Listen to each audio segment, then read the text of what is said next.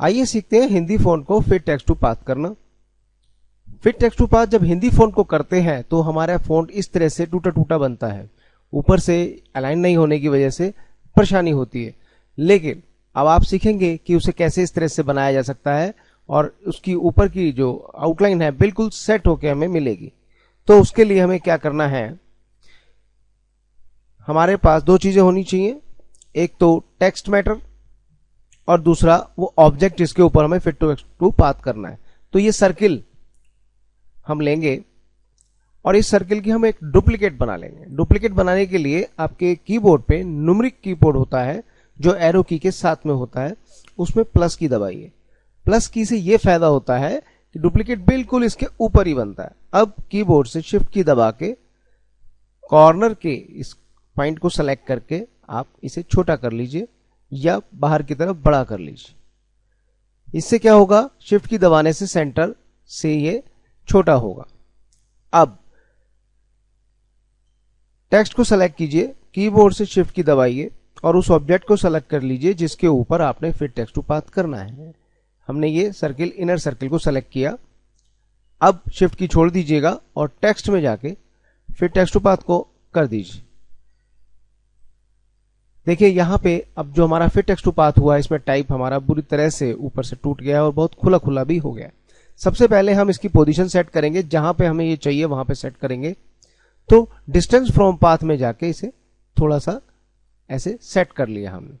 अब एक काम कीजिएगा, पहले तो इस टेक्स्ट के बीच के गैप को हम सेट करेंगे। तो कंट्रोल की दबाइएगा कीबोर्ड से और इस पे क्लिक कीजिएगा एक बार और फिर दूसरी बार। अब ये टेक्स्ट सेलेक्ट हो गया है।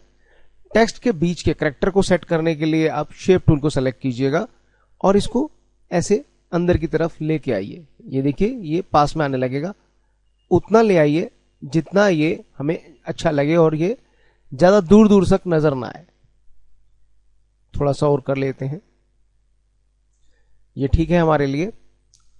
तो इस तरह से हमने अपनी टेक्स्ट की सेटिंग तो अब कर ली। अब हमारी जरूरत है कि इसकी ऊपर से जो लाइन आ रही है उसे हम कैसे सेट करें, वो टूटी टूटी हमें ना मिले। तो अब ये बाहरी सर्किल को सेलेक्ट कीजिएगा, न्यूमेरिक कीपैड से वही प्लस से डुप्लीकेट कीजिएगा, शिफ्ट की दबाइएगा और इस डुप्लीकेट वाले सर्किल को बिल्कुल इसके ऊपर सेट करेंगे शिफ्ट की दबा के।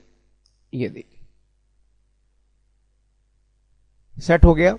अब हम इसकी विड्थ को बढ़ाएंगे, इसकी आउटलाइन की विड्थ को बढ़ाएंगे। तो लाइन टूल में जाके आउटलाइन पेन, ये हम लगभग 2 कर देते हैं।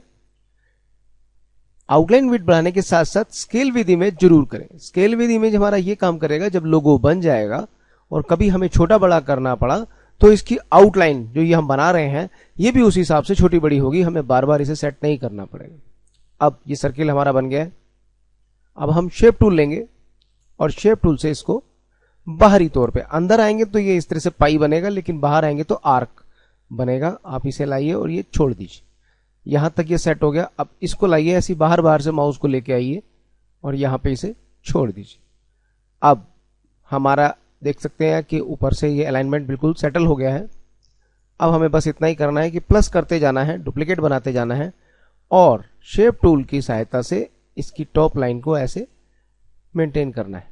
बस ध्यान रखिएगा जब माउस को चलाएं तो ऊपर की तरफ से चलाएं। ये लीजिए प्लस की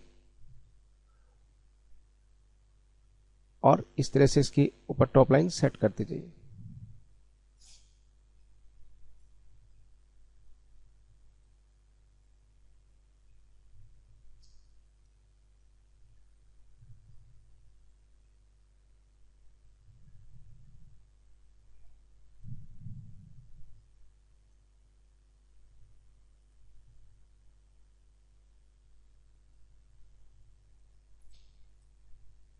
तो आप देख सकते हैं इसमें ज्यादा समय नहीं लगता है और आपका लोगो बहुत ही परफेक्ट ढंग से बन के सामने आता है।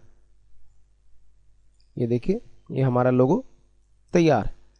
अगर आप किसी चीज को और सेट करना चाहते हैं, जैसे इसकी लाइन हम देख रहे हैं कि बिल्कुल सेट नहीं है, थोड़ा सा आप इसे एडजस्ट कर लीजिएगा। इसी तरह से इसके साथ भी कर सकते हैं।